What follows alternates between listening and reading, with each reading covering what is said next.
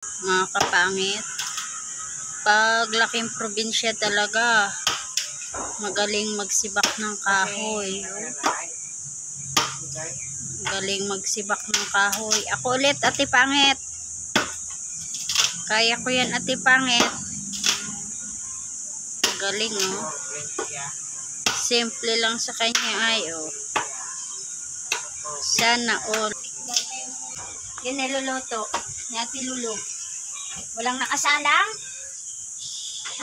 Hugasan ko na yung bigas. Ate, may isasalang ka? Ay, luto pala si Ate Lulu. Ate Lulu. Maling magsibak ng kahoy, oh.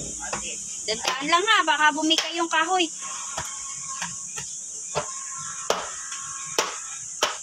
Yung nasibak nilang kahoy, yan, nasibak niya.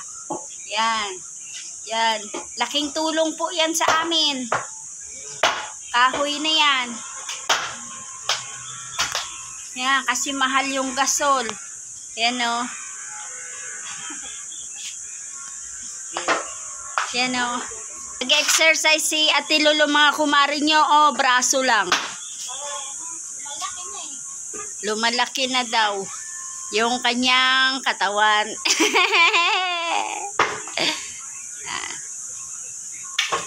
Habang nagluluto ng eggnog niya. Eggnog niya.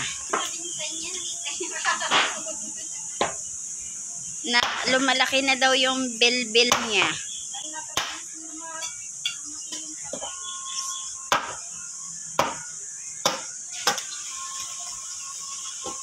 Busy.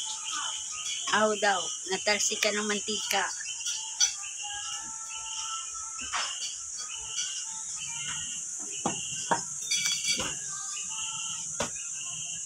Agoy. Agoy. Tigas niyan. Ako Pangit, kaya ko yan. Pangit. Patry nga Pangit. Buksan mo, be. Buksan mo, isko. Hindi pa nung kagawa. Laki ng kahoy. Awan na. Gawa mo si daddy mo, pangalan ko. Bibili pa lang ng SIM. Luto na yung niluluto niya, mga kumari, oh. Yan, luto na. Niluluto ni kumari Lulu nyo. Yun, makit na sa kanyang, ano,